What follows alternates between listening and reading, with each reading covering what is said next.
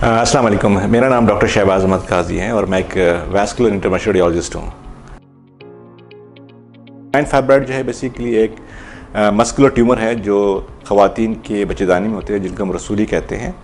और ये एक बिनाइन ट्यूमर होता है। यानी बिनाइन ट्यूमर का मतलब ये होता है कि ये नॉन कैंसरस होता है।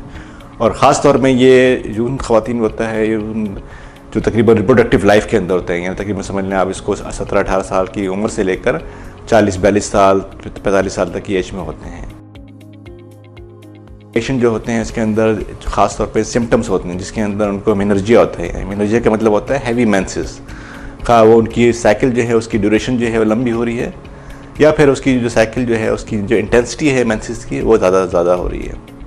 इसके अलावा अगर बड़े फाइब्रॉइड्स हैं तो पेशेंट्स को जो होते हैं वो सिम्टम्स हो रहे होते हैं, यानी कि पेन होता है, और वो स्पेशली वो पेन जो होता है लोअर एब्डोमेन टमी में होता है। बाज़ औक़ात ख़वातीन जो होती हैं वो उनको उस वक्त सेल्फ डायग्नोस करती हैं जब उनकी टमी जो होती है बड़ी होती है, या फिर उनकी प्रेगनेंसीज नहीं हो रही होती हैं, या बाज़ औक़ात उनके कमर में दर्द होता है, या और वही पेन जो होता है वो हार्मोन्स की वजह से वो उनके थाइस के अंदर भी जो है वो रेडिएट करता है।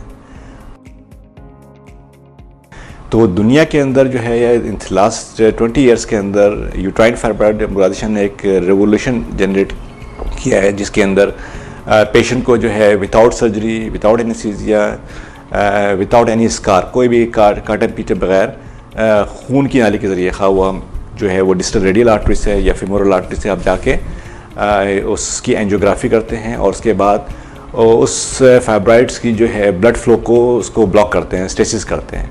उससे क्या होता है, जो फाइब्रॉइड जो होते हैं with the passage of time उसमें साइज़ में उसकी रिडक्शन आती है, और जो पेशेंट के सिम्टम्स होते हैं वो नेक्स्ट 3 मंथ्स के अंदर जो होते हैं पेशेंट के सिम्टम्स वो इम्प्रूव होना शुरू हो जाते हैं। वो आपको अंदाज़ा हो जाता है कि आपके साइकिल की इंटेंसिटी और ड्यूरेशन जो है वैसा कम हो रही है।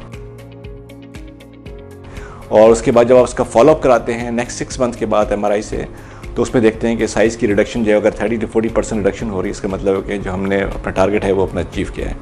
और 3 महीने के अंदर अगर पेशेंट के सिम्टम जो हैं वो बैक टू नॉर्मल आ जाएँ और पेशेंट की क्वालिटी ऑफ लाइफ बेहतर हो जाए और उसका यूट्रस सेफ हो जाए, तो ये जो है ये एक प्रोसीजर की सक्सेसफुल कामयाबी है। ऐसे बहुत सारे पेशेंट्स हैं हमारे जिनकी यूट्राइन फाइब्रॉइड के बाद उनकी प्रेगनेंसी भी हुई है, उन्होंने अपना फुल टर्म भी गुजारा है और उन्होंने डिलीवर भी किया है।